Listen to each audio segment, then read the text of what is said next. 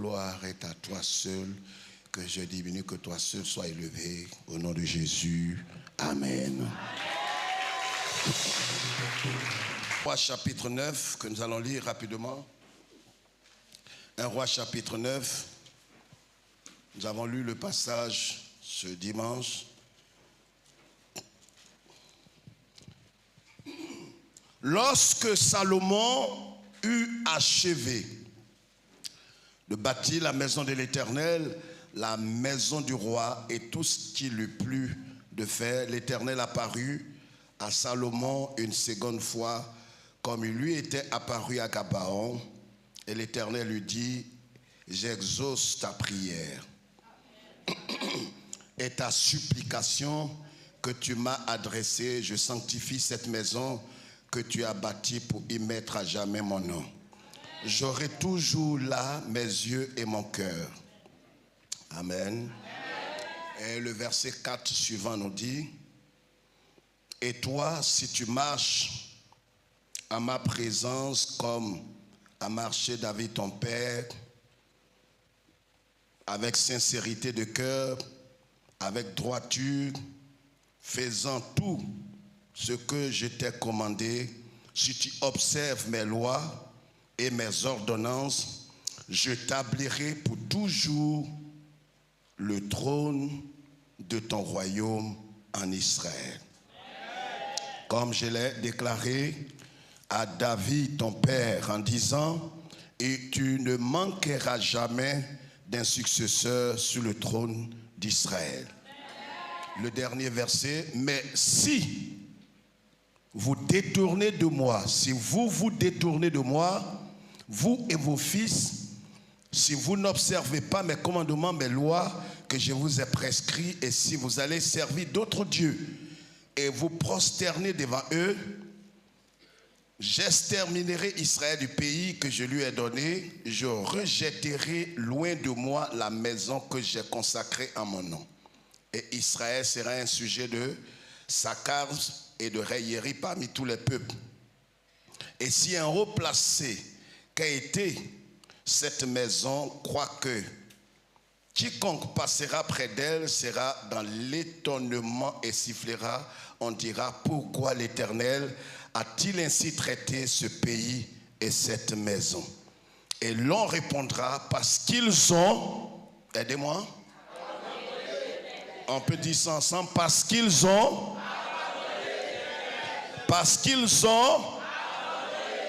leur Dieu qui a fait sortir leur père du pays d'Égypte, parce qu'ils se sont attachés à d'autres dieux et se sont prosternés devant eux et les ont servis. Voilà pourquoi l'Éternel a fait venir sur eux tous ces mots. Amen. Veuillez vous asseoir.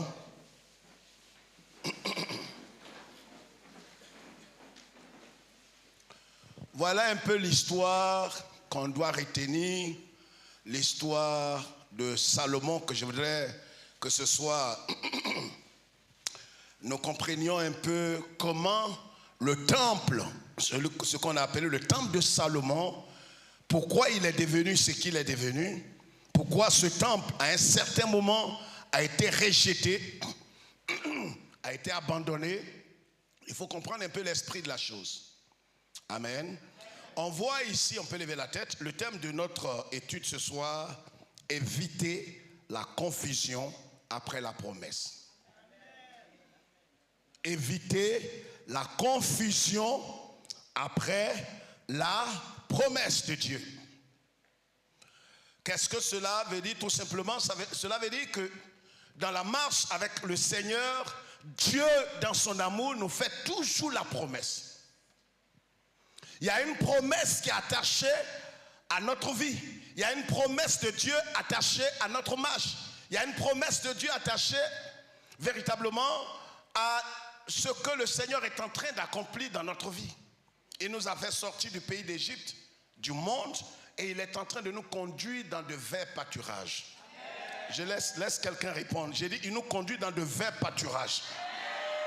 Il nous a fait sortir du pays de malédiction et il est en train de nous conduire dans le pays de la vie éternelle. Et pour cela, il n'y a rien de plus merveilleux, de plus glorieux que toutes ces promesses qui sont attachées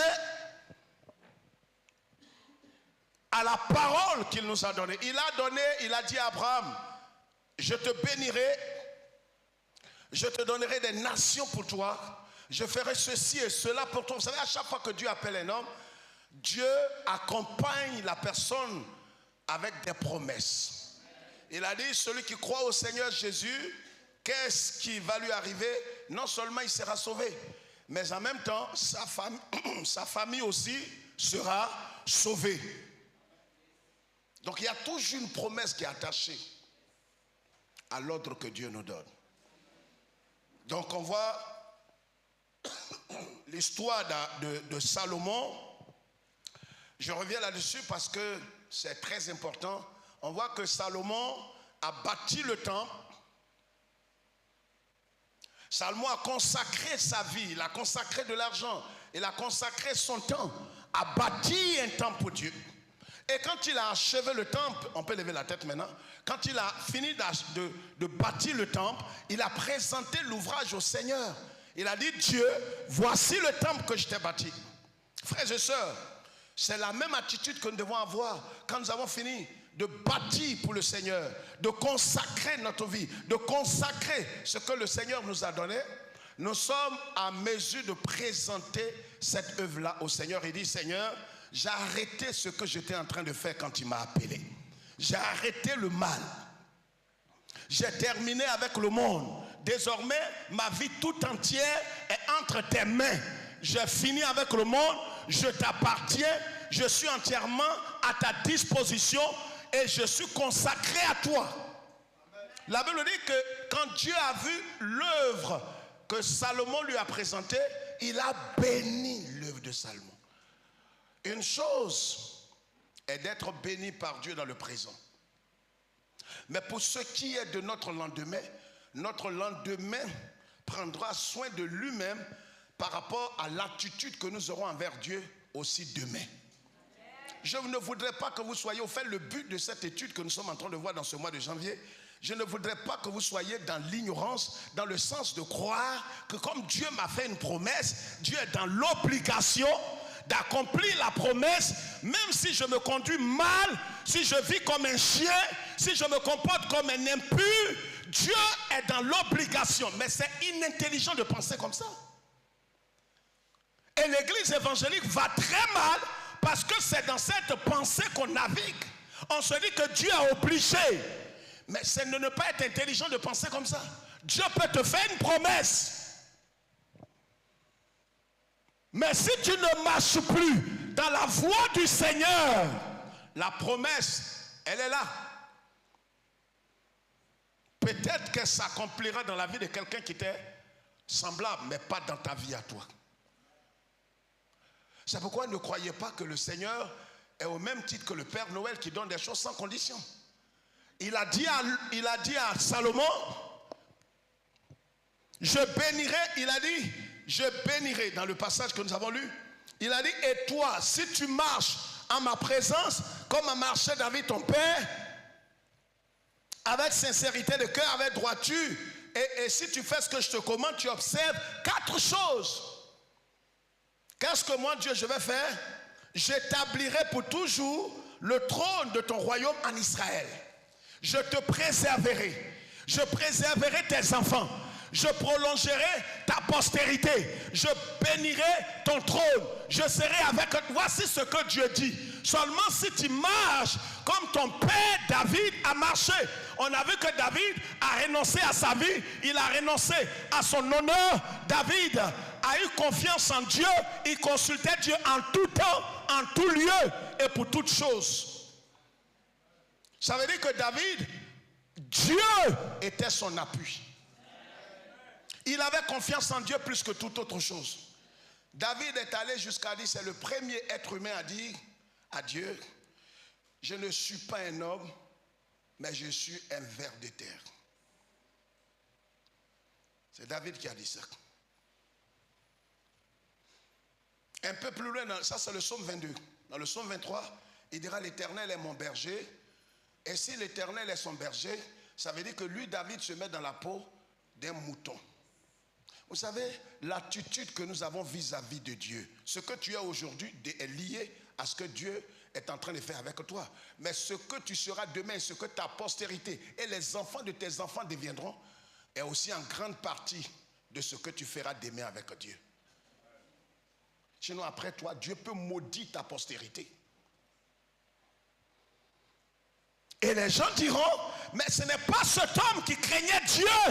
Il a craint Dieu en 2022. Mais est-ce qu'en 2023, il a craint Dieu? C'est pas cet homme qui apportait sa dîme, ses offrandes, qui apportait toujours à Dieu, oui. Mais est-ce qu'en donnant, il continuait de craindre Dieu? Parce qu'on peut donner à Dieu sans craindre Dieu.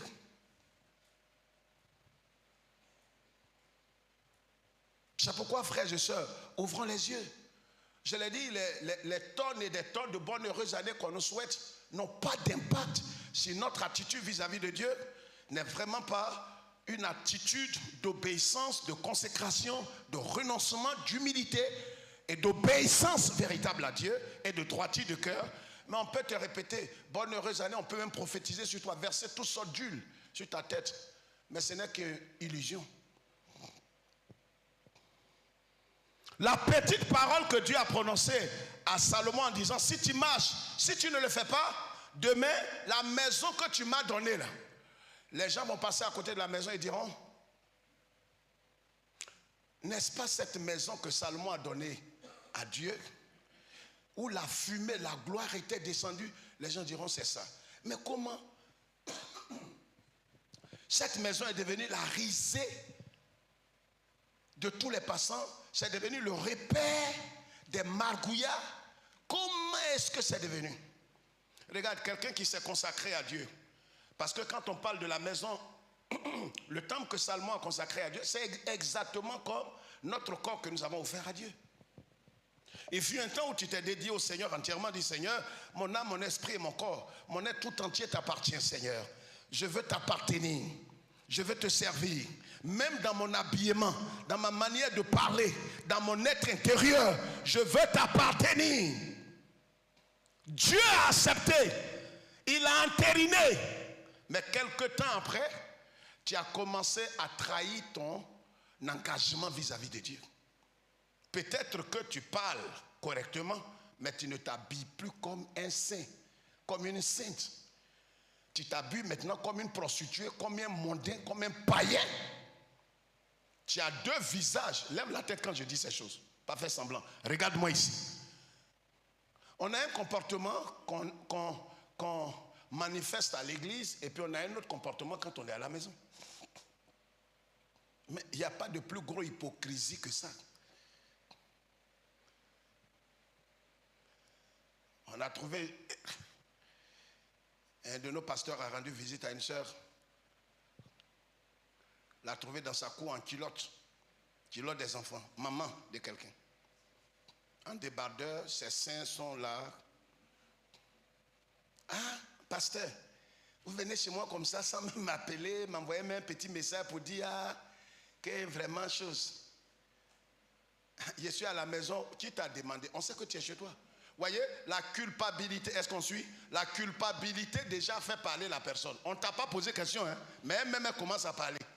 Vous m'avez trouvé, vous m'avez trouvé. Aujourd'hui là, vous m'avez surpris comme ça. Ah, pasteur, ne me regardez pas, asseyez-vous au salon. Non. Non, tu es fini. Au fait, tu es une hypocrite, une pharisienne. À l'église, tu mets modibo. Tu t'habilles bien. Et quand tu es chez toi, tu exposes ton être. En vérité, tu oublies que ce que tu es ne t'est plus à toi. Et que ton corps devient le temple du Dieu vivant. Est-ce que cela veut dire qu'il faut s'habiller comme si tu étais sur ton 31 tous les jours? Non. Mais habille-toi décemment. Même quand tu es chez toi à la maison. Habille-toi décemment. Tu n'as pas besoin de montrer tes seins, tes quoi, ce qu'on ne doit pas voir, exposer ça aux enfants. Tu fais honte. Souvent, on est très hypocrite. Est-ce que c'est à l'église encore? Donc, de m'habiller comme si on était à l'église. Est-ce que tu t'entends parler? Mais ce n'est pas toi qui as dit que tu donnes tout ton être au Seigneur, ton être, ton corps, ton âme, ton esprit, et que tu vas vivre, non plus pour toi, mais pour le Seigneur.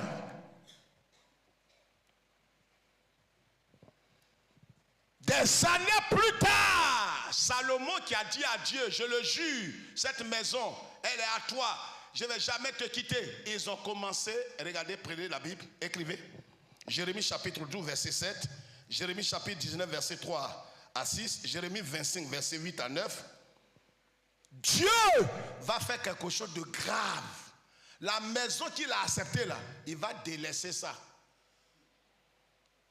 Ne t'étonne pas qu'un matin, tu sois la risée des hommes parce que Dieu t'a tourné le dos. Parce que tu étais le premier à lui tourner le dos. On peut lire ce passage, Jérémie chapitre 19, que je lis ici.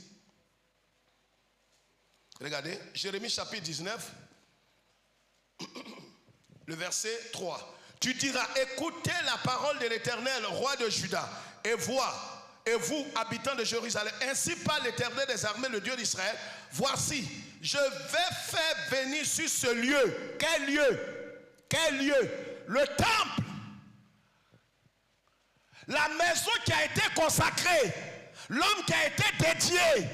La femme qui a été consacrée à Dieu. Voyez ce que je vais faire sur ce lieu qui a été consacré. On est surpris souvent. Il dit, voilà, voici ce que je vais faire venir sur ce lieu, un malheur qui étourdira les oreilles de quiconque entendra parler. Ils m'ont abandonné, ils ont profané ce lieu. Qu'est-ce qu'Israël a fait? Lever la tête. Quand Salomon a consacré le temple, la gloire est descendue. Le Seigneur lui est apparu une seconde fois. Il a offert des holocaustes, des sacrifices, Dieu a pris. Mais en même temps, Dieu lui a dit, Salomon ne va pas loin. Offrande tu m'as apporté là, j'ai pris.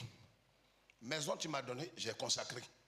Mais si tu ne marches pas comme ton papa David, dans l'humilité, dans la sincérité, dans la droiture de cœur, Salomon, maison là, je vais jeter ça.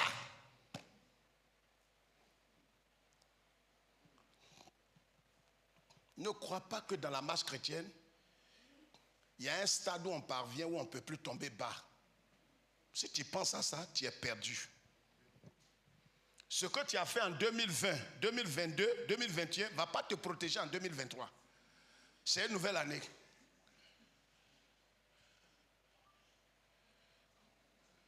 J'avais la connexion de... Avant, il y avait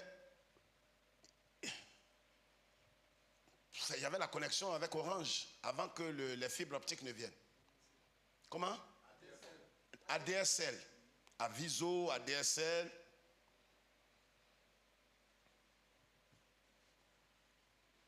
Tout ça, c'est des leçons spirituelles. Quand tu ne payes pas, tu peux oublier, mais ils n'oublient pas. Quand tu regardes sur ton portable, ton smartphone, laptop, tu regardes tout ça, tu vois, c'est mis quoi?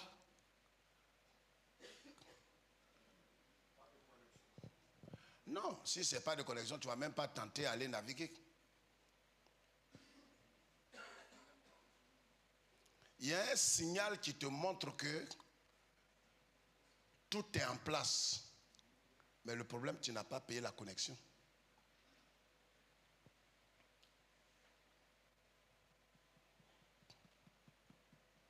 Donc quand tu rentres ici, c'est mis souvent source de vie TV, ça apparaît sur ton Wi-Fi. Mais tu n'as pas le code aussi. Ça nous trompe. Voyez, tu as des sentiments, des vibrations que Dieu est là. C'est ce qui a trompé monsieur Samson. Tu sais, la présence de Dieu et l'omniprésence de Dieu sont deux choses différentes. Dieu est présent partout. Mais sa présence n'est pas manifestée partout dans tous les lieux. C'est pourquoi il est sur toute la terre, mais il n'est pas dans les païens. Même à la Maca, en prison, sa présence plane là-bas. Mais c'est sa colère qui est manifestée là-bas. En enfer, Dieu est omniprésent. Il est là-bas aussi. Mais c'est que ce n'est pas sa gloire qui est là-bas, c'est sa colère. Donc si tu n'as pas compris ça, tu as l'impression que comme tu es dans la présence de Dieu, c'est que Dieu est avec toi. Non, tu peux être dans sa présence sans qu'il ne soit toi-même présent en toi.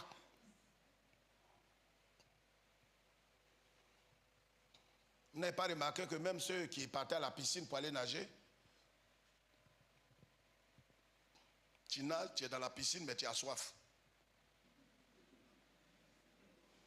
Tu n'as pas été à la piscine, baisse ta main. C'est pas, tu fais tout quand on lève la main, tu lèves ta main. Tu peux être en train de... Tu vas à la rivière pour aller nager. Mais l'eau de rivière, là, tu ne peux pas boire ça. Donc pendant que vous nagez, là, il y a quelqu'un qui vend l'eau au bord du marigot. Il n'est pas fou. Parce qu'il sait que l'eau dans laquelle vous êtes en train de nager, là, vous ne pouvez pas boire ça. Est-ce que quelqu'un comprend? Israël va adorer Moloch, va adorer des Baals, va adorer des divinités. Dieu va faire quoi? Dieu a dit, vous m'avez abandonné et vous avez profané le lieu, le temple, le lieu saint. Qu'est-ce que je vais faire venir sur vous? Je vais faire venir sur vous un désarroi. Et Dieu, regarde, quand Dieu lève la tête, quand Dieu veut faire quelque chose, Dieu s'en va, regarde ici, quand on parle, regarde, il s'en va parler, des gens, les trois là sont ennemis d'Israël. Il va derrière eux, il monte leur cœur. Donc un coup comme ça, ils ont envie de frapper quelqu'un. Ça veut dire quand tu abandonnes l'Éternel, les sorciers qui il y a longtemps tu ne les voyais plus en rêve. Tes parents qui sont morts il y a au moins 25 ans, tu ne voyais pas quelqu'un. Un matin comme ça, tu vois, des gens commencent à te poursuivre. Tu ne comprends plus rien. Et justement, ils sont derrière toi. Et c'est peut-être ton portable qui a sonné. Tu as fait qu'il voulait attraper ton pied et ton portable a sonné. Tu dis, ah Seigneur, c'est quel malheur ça encore. Année de grâce et de faveur là. C'est comme ça ça a commencé. Ça dépend de ce que tu es en train de faire à Dieu. Comment ces gens qui ont disparu depuis des décennies belle lurette, comment ils sont apparus un coup? En toi-même, tu ne croyais même plus à leur existence. Tu vois des choses, souvent tu dors, tu vois des rêves bidons, les gens te poursuivent, tu vois des cercueils, tu vois des chiens, tu vois des trucs, des lézards. Tu te réveilles, tu vois tout le monde dort dans la maison. Tu dis, ah c'est quoi ça? Nouvelle année là encore, c'est comme ça que j'ai commencé. Dieu allait susciter des ennemis pour venir poursuivre Israël. Dieu fait ça parce qu'ils ont profané le temple. C'est-à-dire, maintenant toi, si tu as profané le temple de Dieu, que toi tu es là, mais Dieu est capable de tout. Il est allé susciter un homme en la personne de Cyrus. Ésaïe 44, verset 28. Donc, tout Israël est parti en déportation. Le 8 septembre, l'an 70, le temple a été détruit. Brûlé. Les objets sacrés emportés, piétinés. Regarde, quand Dieu rentre dans une colère, il a suscité Nebuchadnezzar, il a suscité Cyrus, il a suscité des méchants. Les gens même qui en temps normal ne pouvaient pas poursuivre Israël. Ils ont commencé à poursuivre Israël, maltraiter Israël. Il y a des gens en temps normal, il y a des situations qui ne peuvent pas t'arriver. Regarde, si tu as tourné le dos au Seigneur, les gens seront surpris que le frère là. Non, vous parlez de qui? La soeur qui a servi Dieu là. Mais Dieu aussi, il n'a pas pensé à tout ce que la soeur a fait, le frère a fait. Oui, parce que ce que tu as fait là, Dieu a tenu compte en son temps. Mais le problème est que tu as tourné le dos à Dieu et Dieu est en train de te tourner le dos. C'est pourquoi cette année, ne compte plus sur le passé pour le futur. Il faudrait que chaque jour, la Bible dit chaque jour suffit sa peine. Marche avec le Seigneur dans le renoncement au quotidien, dans l'humilité, dans la mort à soi. chaque jour suffira sa peine. Chaque jour suffira sa peine. Mais si tu comptes sur ton acquis ou ton passé pour préserver ton futur, tu mens. Tu seras humilié et confus. Tu as craint Dieu, les années passées, tu t'es consacré au Seigneur, Dieu t'a honoré, Dieu t'a fortifié, Dieu t'a gardé. Mais cette année, consacre-toi davantage. Crains Dieu davantage. J'ai dit crains Dieu davantage. Sanctifie-toi davantage. Avant, si tu priais 2 heures, prie maintenant 4 heures. Parce que plus on avance, à la fin des temps, plus les temps deviennent fâcheux. Les années qui arrivent seront des années compliquées parce qu'on s'approche de l'avènement du Seigneur. Les choses vont aller de mal en pire. Les choses ne vont pas aller facilement. Donc voilà ce qu'Israël va faire. Quelqu'un, on peut lire Ésaïe 44.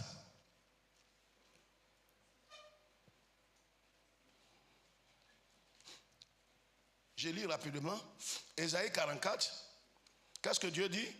Le verset 28. C'est pourquoi, qu'est-ce qu'il dit?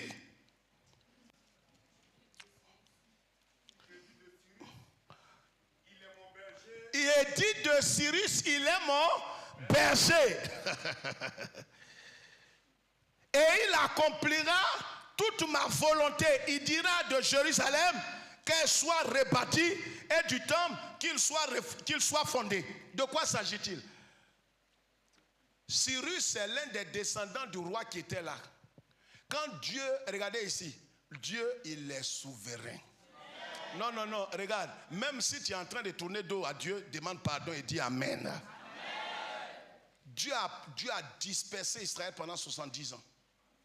Il souffrait, martyrisé, oublié des gens, traumatisé, des centaines de morts.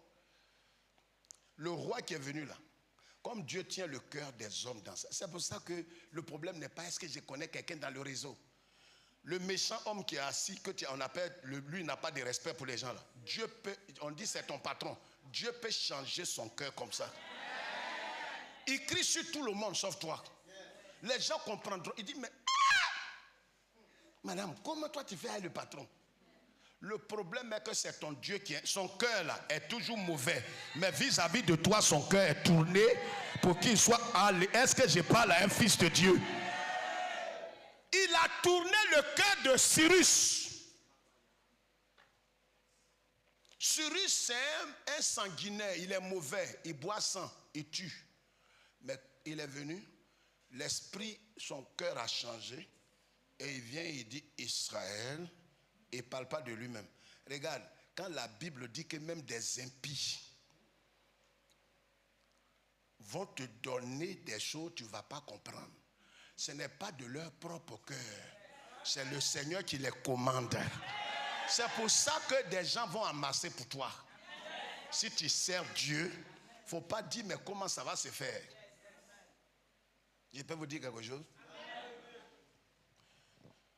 Même quand c'est chaud, là où tu dois aller te cacher là, normalement on dit c'est lui-même là qui tue les gens. Dieu va tourner son cœur pour que toi tu sois chez lui. Si tu dis frère esprit, je vais t'expliquer. Pharaon tuait les gens. Il dit il tue tout le monde. C'est chez lui qui était caché, Moïse était caché chez lui.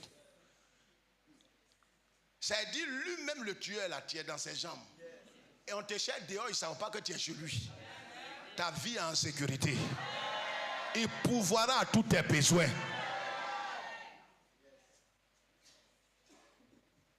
Donc, qu'est-ce qui s'est passé? Dieu suscite Cyrus. Et Cyrus maintenant, voyez, tout le monde disait non. Cyrus vient et dit à Israël, vous allez rebâtir, allez, vous allez retourner chez vous. Ils ont dit quoi? On va retourner chez nous. Comment toi, tu es un mauvais homme comme ça, tu peux être... Non, mauvais homme que tu vois là, Dieu lui a donné un cœur nouveau. Il lui donne un cœur nouveau. Écoutez-moi très bien avant qu'on ait pris. Il lui donne un cœur nouveau à cause de sa maison. Voyez, il donne un cœur nouveau à Cyrus. Et Cyrus maintenant parle aux enfants d'Israël pour dire, vous allez retourner dans votre pays, mais pour aller rebâtir la maison de votre Dieu. Aïe, les gens même sont étonnés, ils disent, mais tu connais notre Dieu? Il dit non. Mais comment tu dis, on a qu'à aller rebâtir? Mais je ne sais même pas, il y a quelque chose qui me dit que vous devez aller rebâtir. Il dit, il y a des païens Il va dire, mais je ne sais pas quoi, bon, tu es religieuse, non? Je ne sais pas, il y a quelque chose qui me dit de te donner l'argent que vous allez bâtir la maison de Dieu.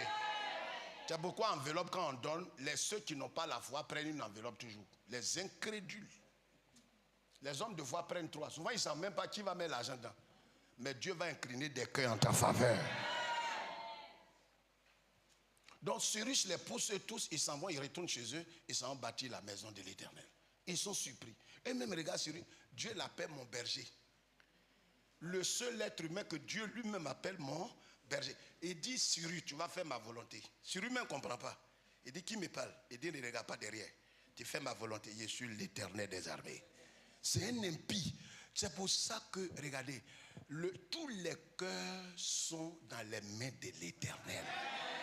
Quand on dit non, lui là est méchant, c'est pour ça que, regardez-moi dans les yeux, suivez-moi, suivez mon regard. Quelqu'un ne peut pas s'asseoir sur un pays si ce n'est pas Dieu qui l'a établi. Votre tabataba, ce que je dis là, souvent il y a des gens ici, leur cerveau ne fonctionne pas, mais il faut que vous compreniez ça, on est dans la Bible.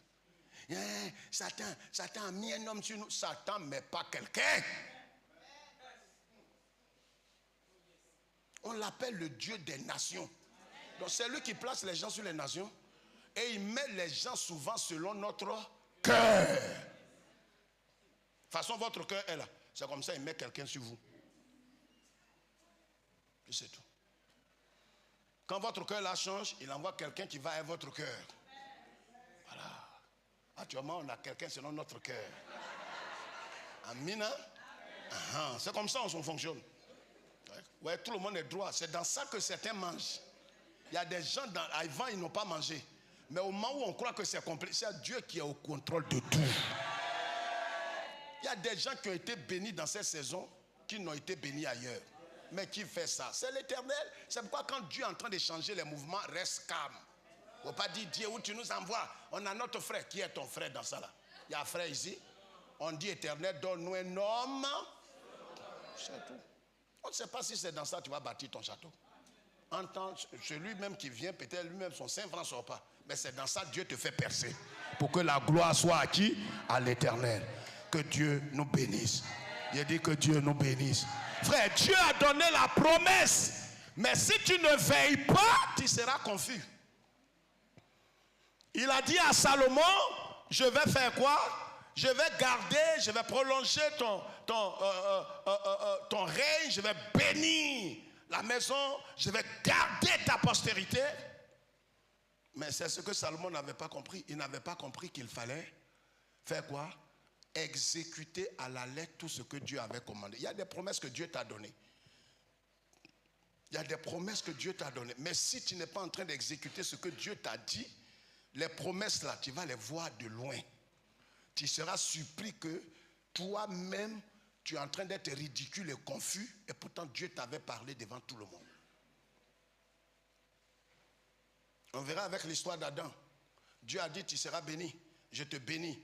Tu seras le père de toute la terre. Mais vous voyez, quand vous ne prenez pas conscience, on aura l'occasion de parler de ça les mardis prochains, si le Seigneur fait grâce. Si un homme ne prend pas conscience du don de Dieu dans sa vie, écoutez bien l'expression. Si un homme ne prend pas conscience du don de Dieu dans sa vie, il va être le destructeur de sa propre destinée. Je reprends, lève la tête, je reprends pour une dernière fois. Je dis, quand un homme n'est pas conscient du don de Dieu dans sa vie, il devient le destructeur de sa propre destinée. Vous savez, quand une femme est enceinte, elle sait qu'elle porte, j'ai dit de lever la tête ma soeur, elle porte un bébé, un don, un trésor. Tu n'as pas eu d'enfant pendant près de 35 ans. Aujourd'hui, Dieu te donne l'unique enfant. Toi, tu aimais porter des gros bas, des pantalons, des jeans, des grosses ceintures. Ce que je suis en train de dire, je reviendrai là-dessus. Il y a des hommes qui ont détruit leur propre destinée. Dieu leur a donné la promesse. Mais tant que tu ne prendras pas, pourquoi beaucoup de jeunes sont entrés à la dérive? Malgré les promesses que Dieu a mises sur leur vie. Pourquoi des mamans ici, qui ont un certain âge, sont en train d'aller à la dérive? Parce que tant que tu ne prendras pas conscience que Dieu a déposé, est-ce que tu crois dans ta tête que tu es né en vain? Aucun homme n'est né en vain. On est né tous pour accomplir un mandat divin. Mais tant que tu ne prendras pas conscience que Dieu m'a préservé en 2002, en 2010, si je ne suis pas mort, c'est que Dieu m'a confié un mandat divin. Il y a une grâce qu'il a déposée à moi. Et pour ça, je ne dois pas me conduire comme ma soeur et mon frère. Voici ce qui amène tous ceux qui ont un mandat divin à rentrer dans leur destinée. Dès le jour où tu vas prendre conscience, quand une femme sait qu'elle est enceinte et que cet enfant, tu l'as cherché pendant 30 ans, mais tu n'es pas malade dans ta tête pour manger n'importe quoi. Le médecin te dit tu ne manges pas de sel. Le médecin dit tu ne manges pas de piment. Le médecin dit même tu ne dois pas faire ceci. Tu ne dois pas trop t'asseoir. Mais on va te chercher un fauteuil. Pantalon, tu aimes te mettre dedans, on dirait guêpe là. Tu ne portes plus. Tu aimes ça, mais à cause de ce que tu portes dans ton ventre là, tu ne portes plus ce qui te plaît. Ce que je suis en train de dire là, je vais revenir là-dessus. C'est chacun qui détruit sa destinée. Demandez aux mamans. Il y a des femmes qui sont enceintes, on dirait qu'elles sont, je ne sais pas comment, ça dit, on dirait des bébés gâtés. Mais ça dépend. Comment elle a souffert pour avoir cet enfant? Ah, on dit même de ne pas manger poulet. Ah, on est en train de manger poulet rôti, braisé. On a payé ça à l'hôtel Ivoire. Qu'est-ce qu'elle a à voir? Elle porte un trésor. Le médecin lui a dit de ne pas manger du poulet. Elle s'en tient à ça. C'est pas que poulet là n'est pas. Je parle aux jeunes qui ont un cerveau. Moi je suis sur vous, hein. Tous ceux qui sont nés pour se perdre, qui ont leur avenir derrière eux, même s'il travaille, il a son avenir derrière lui. Quelqu'un qui est conscient, qui a ses facultés en place. Mais il y a des choses que tes camarades sont en train de faire. Toi, tu sais en qui tu as cru. Tu sais ce que tu portes en toi. Tu sais. Tu es en train de chercher femmes, coucher avec les femmes, voler, mentir. Toi, quand ils font ça, tu prends tes choses, tu vas à la maison. On dit, mais pourquoi tu fais ça? Tu es un poltron. Dis, c'est mieux. Il rentre. Il sait ce que je porte en moi.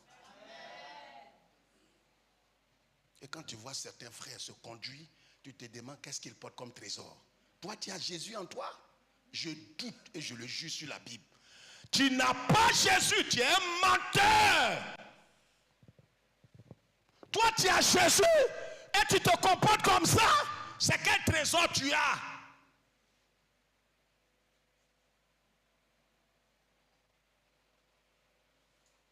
Réfléchis, hein? Femme enceinte, hein? Il ne peut pas. C'est quoi je n'ai pas vécu? Ce n'est pas vision. Ma femme était enceinte de Victoire Aubé, c'est pas de Victoire, on était à Yopougon. Elle s'est levée nuit. Chérie, j'ai mangé banane braisée, pas trop mûre, hein, avec chose, poisson fumé là, APF, Yopougon, les années 90. Toi-même, tu la regardes jusqu'à... Ça ne te plaît pas ce qu'elle est en train de dire. Ça t'énerve. Mais ça dépend de ce qu'elle porte dans son sein. Avant, elle ne pouvait pas me demander ça.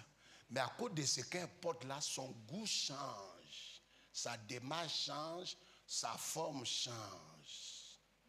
Ça veut dire quoi tout ça? Je vais vous révéler prochainement.